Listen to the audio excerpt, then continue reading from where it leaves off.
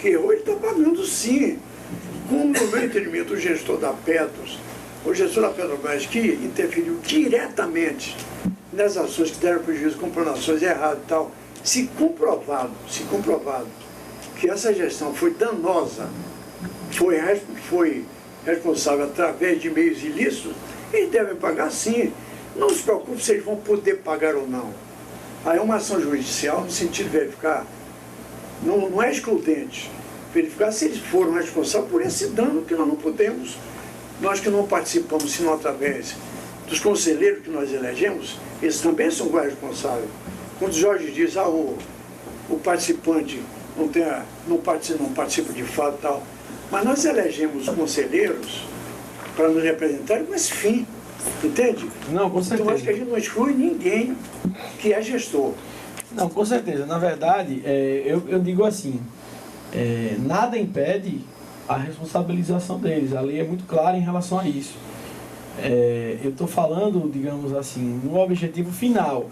Eu concordo que há o objetivo de eles serem responsabilizados e se averiguadas as importâncias que desviaram ou que investiram equivocadamente, eles têm sim previsão legal para poder indenizar.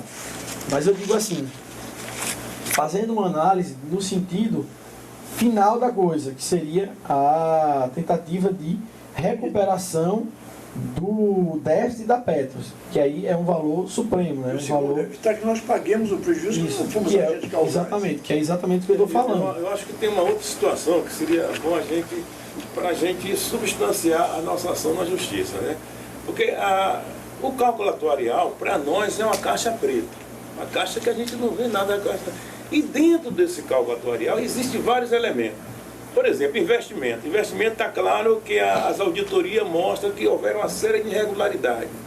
E dentro dessa caixa, tem a questão da dívida da patrocinadora que está sendo imputada a um novo pagamento.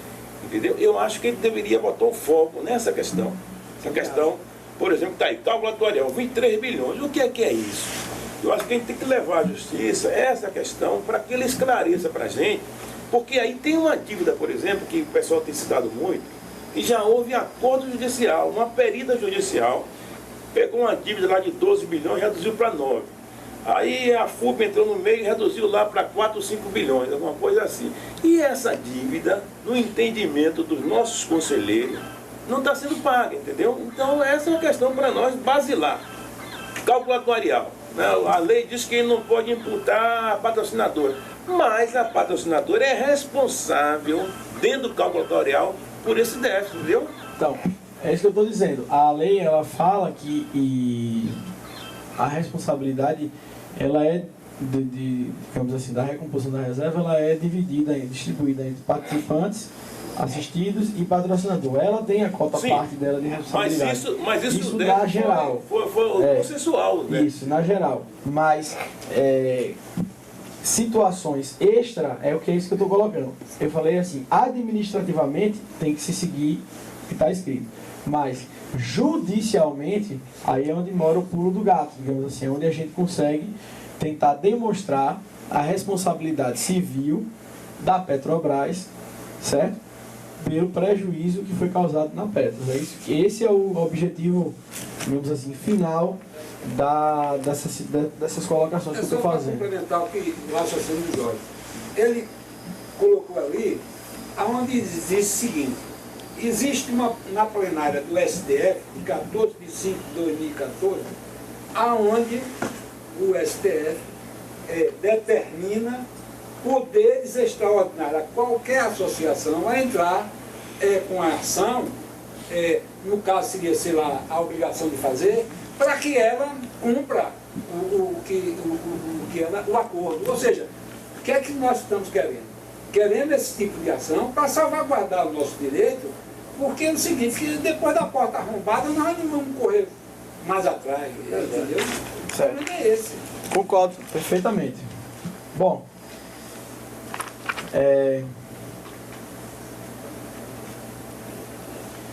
Jorge também colocou lá na exposição dele que o equacionamento referido no caput, ou seja, no artigo 21, Ele poderá ser feito, dentre outras formas, por meio de aumento do valor das contribuições, instituição de contribuição adicional ou redução dos valores dos benefícios a conceder, observadas as normas estabelecidas pelo órgão regulador. É lógico, porque quem está aposentado não pode ter redução de benefício, é inconstitucional. Então, ele fala em aumento da contribuição, que é o que acontece na prática. O aumento da contribuição é uma redução do benefício. Se você paga 15% e vou pagar agora 20%, vai ter uma redução de 5% do valor do seu benefício, indireta. Mas é assim que se promoveria o equacionamento do déficit, certo? Deixa eu pegar aqui o esquema que eu montei para a gente seguir adiante. Eu vou só fazer a distinção também, quando a gente falou de contribuição aqui, já que eu toquei nesse assunto, contribuição normal e extraordinária. Acho que os senhores sabem muito bem. Contribuição normal é aquela que naturalmente se paga para a manutenção e equilíbrio do plano. Então, todo mundo pagou aqui as suas contribuições normais quando ativo, e quem aqui foi inativo também mantém aí o pagamento lá da contribuição Petros, quem vem lá no contra-cheque, que alguns chegam a dizer 14,9%, tem gente que é 11%, salvo engano. Então essa é a contribuição normal. Contribuição extraordinária é aquela que pode ser fixada para, como fala aqui, a cobertura de um prejuízo do déficit atuarial desse. Então, caso o déficit se mantenha aí no ano que vem, seja promovido o equacionamento do plano Petros, esse equacionamento será formalizado através de contribuições extraordinárias. E aí é onde nasce uma briga boa nessas discussões, porque se discute se há a paridade nas contribuições extraordinárias, porque a lei ela fala que o déficit ele será apurado, como eu li aqui, o déficit será apurado entre as patrocinadoras, participantes e assistidos na proporção existente entre suas contribuições. Mas ele não diz se contribuições normais ou extraordinárias. Então, no entendimento favorável a nós, eu diria que seria na proporção das contribuições normais. Entendeu? Então, na questão da contribuição extraordinária, haveria o debate para se dizer, bom, ok, contribuição extraordinária, mas eu dei causa? Não. Então, essa bronca aqui é da da Petrobras. É da gestora, de quem manda no plano. Entendeu? Então, assim, isso é uma questão que a gente vem estudando muito. Eu vou ser honesto em dizer que a gente ainda não concluiu, digamos assim, finalmente, assim, qual a linha a se seguir. A gente já tem a ação na justiça buscando a responsabilidade de um patrocinador pelo déficit de um plano. A gente entrou com essas ações, a gente entrou com 45 ações judiciais lá em Sergipe contra a empresa energética do Estado, que hoje em dia é privada, mas ela já foi pública, né? Foi privatizada em 97, pela responsabilidade civil sobre o déficit que foi apontado no fundo de previdência dos funcionários da empresa energética. E a gente entrou com essa ação. Só que o caso deles assim, é um negócio assustador. Eles pagam 12,1% de contribuição normal e teriam a incidência de contribuição extraordinária de 38%, que daria 50% do benefício em contribuições. E aí a gente, diante da urgência e da temeridade do caso, a gente já entrou com as ações pedindo à Justiça que responsabilize a Energisa, né, a empresa energética lá do Estado de Sergipe, pelo pagamento dessas contribuições. Mas ali, do mesmo modo que a Petros, que aconteceu na Petros, a gente conseguiu levantar, que era num mundo menor, né, num âmbito menor, a gente conseguiu levantar quais foram as intervenções negativas que foram formuladas pela patrocinadora junto ao plano, inclusive, né, no caso lá, com ausência de repasse de contribuição. Então, em um determinado momento, a patrocinadora simplesmente não pagava a contribuição. E ali, naquele caso, empresa privada, o gestor do fundo de previdência era um funcionário da empresa privada, ele não era, digamos assim, doido de cobrar do chefe a contribuição extraordinária, a contribuição dele, porque senão ele perdeu o emprego dele. Então aí por muitos anos isso se solidificou e hoje em dia o fundo de previdência lá do funcionário da Energisa, né, hoje em dia, ele tem um rombo gigantesco, ele tem só para o senhor ter noção, ele tem um déficit setorial de 200 milhões de reais. A gente fala da Petros de 23 bilhões, mas o patrimônio dele hoje em dia é 20 milhões. Então ele tem um déficit de 200 e um patrimônio de 20. Um décimo. Ele tem 10% daquilo que ele precisava para honrar os compromissos.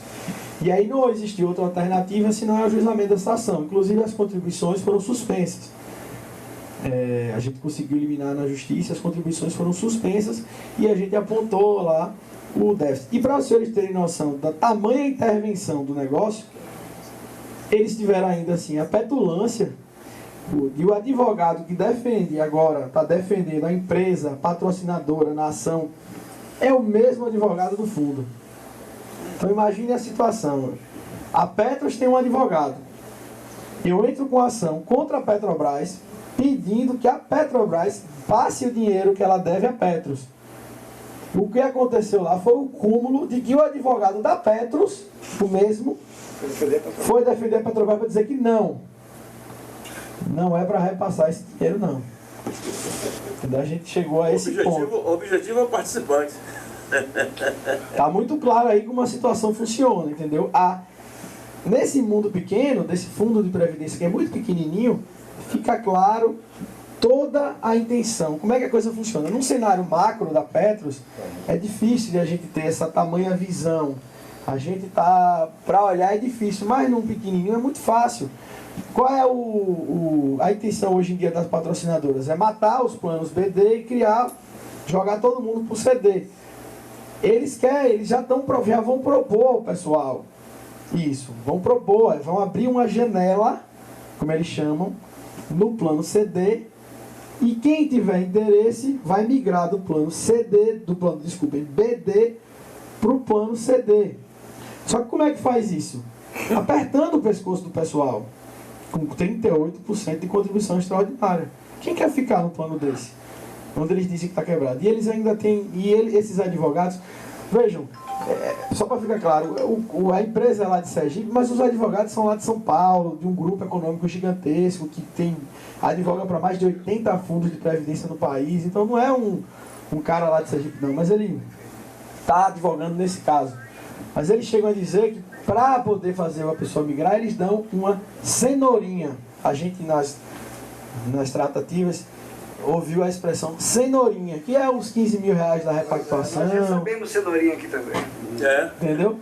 Então assim, eles usam a expressão cenourinha, para você ver o tamanho do negócio. Não é querendo fazer aquela apologia de pregador com empregado, sem essa discussão, mas você vê como o pessoal não tem nenhum tipo de compromisso com aquele pessoal que lá nesse plano de previdência a situação é um pessoal muito mais idoso. Um detalhe, eu queria lembrar, você comparou uma empresa que vocês tiveram tal dificuldade com uma empresa pequena, de dívida de 200 para um patrimônio de 20. A Petrobras é uma dimensão enorme, gigantesca. A Petros idem. Então o Jorge chamou a atenção, para nós termos êxito nessa questão, que nós vamos entrar possivelmente, dependendo do plenário, que já tem andamento com a ANPEP e a EPET e outras, para nós termos êxito, nós temos que analisar aquilo que o Jorge chamou a atenção. É o verdadeiro perfil desse rombo, vou chamar rombo. Exatamente. Porque nós não somos agentes causais. E se não entrar na avaliação dessa atualidade desse rombo, a gente vai... Então, tem que fazer uma pesquisa adequada, pedir os dados, abrir a caixa preta, senão eles vão... Exatamente. Na verdade, a própria entidade de previdência ela tem competência, o Conselho Deliberativo, ele tem competência para poder requerer uma auditoria independente. E, salvo engano, isso já foi feito, inclusive, na Petros, não foi, Jorge? Você falou aí de auditoria independente. Mas nada impede de, numa ação judicial... O Conselho Deliberativo é controlado pela patrocinadora. Sim, entendeu? É difícil que se peça uma auditoria independente. E se quando aprovada, é difícil que se contrate uma auditoria independente que seja independente, entendeu? Agora, só um detalhe, viu?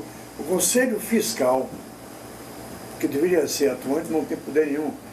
Há 10 gestões, não consegue, tendo decidido que o balanço não convém, tendo, como diz, não aprovado o balanço, o Conselho Deliberativo aprova, ignora o parecer do Conselho Fiscal. Então, exato, porque na verdade... esse é um dado jurídico ou não? Não, é sim, é porque na